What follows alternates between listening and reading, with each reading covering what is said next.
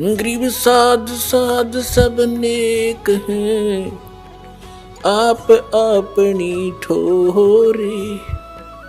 जो सतलोक ले जाएंगे वो साधु कोई और।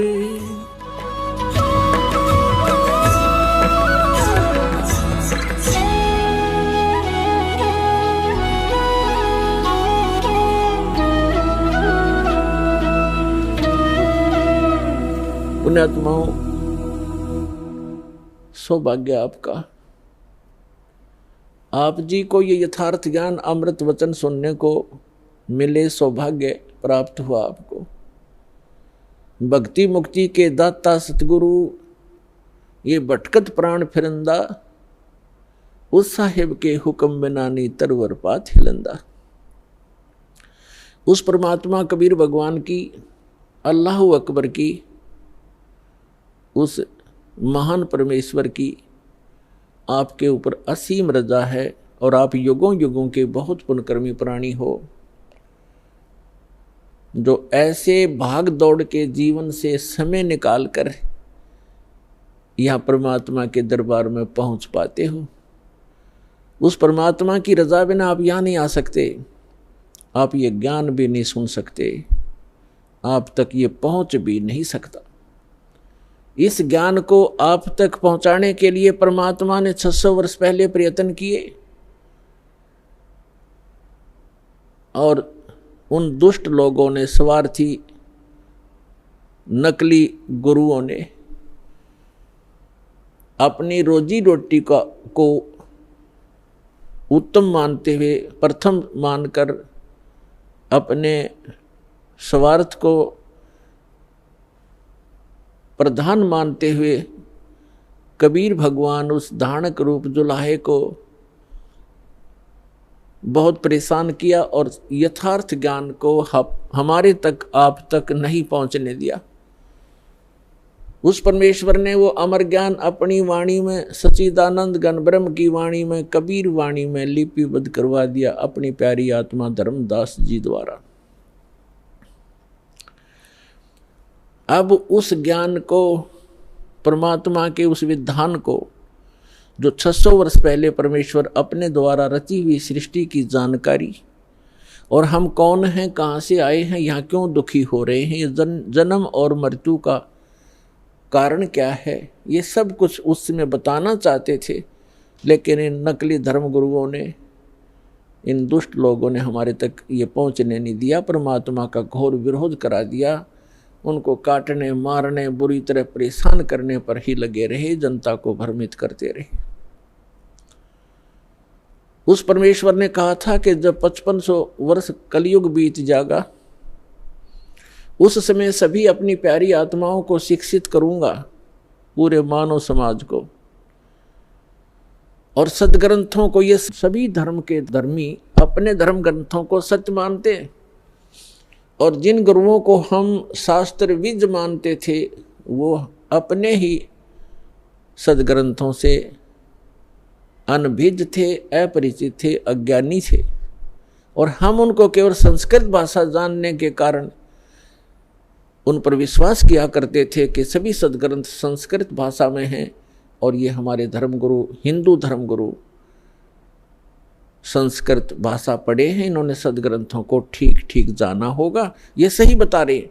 और उनकी एक दाल गलती रही उस समय कि कबीर जुलाहा है, धानक है, और उस समय संस्कृत पढ़ने का अधिकार केवल ब्राह्मण वर्ग को ही था। इसलिए आम आदमी को यह शंका नहीं बनी, ये विश्वास बना नहीं, ये शंका बनी रही कि कबीर जी अशिक्षित है, परमेश्वर कबीर जी अशिक्षित हैं, ये झूठ ही बोल रहे होंगे सदग्रंथों के बारे में, क्योंकि सदग्रंथ हमारे पवित्र वेद, पवित्र श्रीमद् भगवद गीता, पवित्र पुराण आदि आदि, ये सभी संस्कृत भाषा में लिपिबद्ध हैं। तो परमात्मा ने ये समय निर्धारित किया था, अपनी प्यारी आत्मा धर्मदास जी से बताया था, और धर्मदास जी ने जब पूछा, परमात्मा आज तो बहुत ही धार्मिक व्यक्ति हैं, इनके अंदर धार्मिकता है, बुराइयों की भी त्रुटि है, यानी कमी है, बुराइयां भी कम हैं, न्यून हैं। और 5500 वर्ष जब कलयुग बीतेगा, यानी आज से लगभग 600 वर्ष पश्चात, तो और आप बताते हो कलयुग में मानव की वृत्ति बहुत गिर जाएगी, इनके विचार मलिन हो जाएंगे, चरित्र ठीक रहे नहीं, अविश्वासी कृत घनी बन जाएंगे। तो तब कैसे समझाओगे मेरे मालिक? तब परमेश्वर ने कहा था कि उस समय सबसे पहले मैं इनको शिक्षित करूंगा, शिक्षित करवाऊंगा। परमात्मा कबीर जी कहते हैं ये सब खेल हमारे किए, हमसे मिले सो निश्चय जिए। और फिर जब ये शिक्षित हो जाएंगे तब अपना दास भेजूंगा।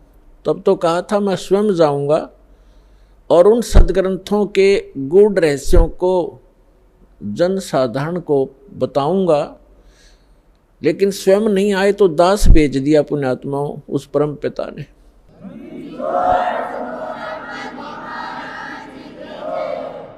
और आज आप देख रहे हो ये इलेक्ट्रॉनिक सिस्टम, इलेक्ट्रॉनिक उपकरण, इंटरनेट सिस्टम, ईमेल, प्रोजेक्टर, ये सीडी, डीवीडी, पेन ड्राइव, जो भी ये टेक्निक परमात्मा ने, ये जो भी टेक्निक है उस परम पिता कबीर भगवान की दी हुई है मानव को।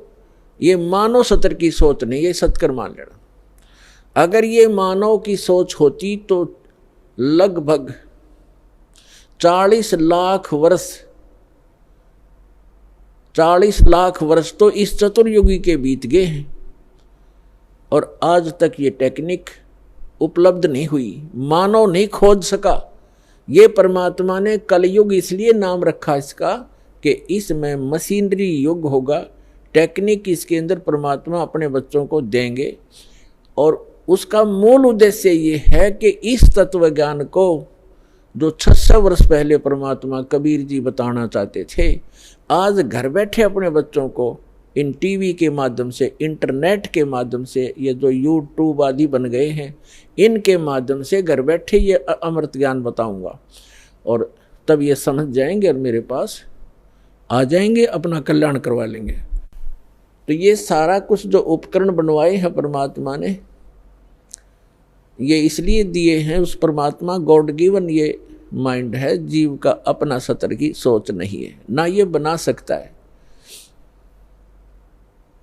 और जैसे अभी इस दास का जन्म हुआ किसान परिवार में, 50 वर्ष पहले, 50 वर्ष पहले जब हम 10-12 वर्ष के थे, हमारे यहाँ जो गेहूं की कनक को निकालते थे, उसमें से भूसा अलग और कणक अलग करने के लिए एक 50 मन गेहूं के लिए 1 महीना लगता था। उसके ऊपर बैल घुमाते रहते थे, एक छड़ा बांध के पीछे बैलों के उसको घुमाते रहते थे। कम से कम 1 महीने में जाकर 20 दिन में जाकर के वो बारीक होता था, तब उसको बरसा बरस गेहूं अलग और भूसा अलग करते थे। ऐसी टेक्निक थी उस समय। और उससे पहले तो और उस हमारे समय में तो ऐसे घुमाने वाली चारा काटने की मशीन हाथ से घुमाने वाली लग गई थी, जिसने गंडासा कहते हैं। और उससे पहले हमने देखे हमारे दादाजी हाथ से ऐसे काटा करते थे, ऐसे। और पीछे जाओगे तो क्या होगा? तो कहने का भाव ये है कि जो आज टेक्निक प्राप्त है ये गॉड कबीर गिवन है, ताकि आप अपने सदग्रंथों को इन प्रोजेक्टर और डीवीडी के माध्यम से रूबरू देख सकें, आंखों देख सकें, फिर मिला सकें अपने। आपके घर उपलब्ध होती हैं ये सभी सदग्रंथ।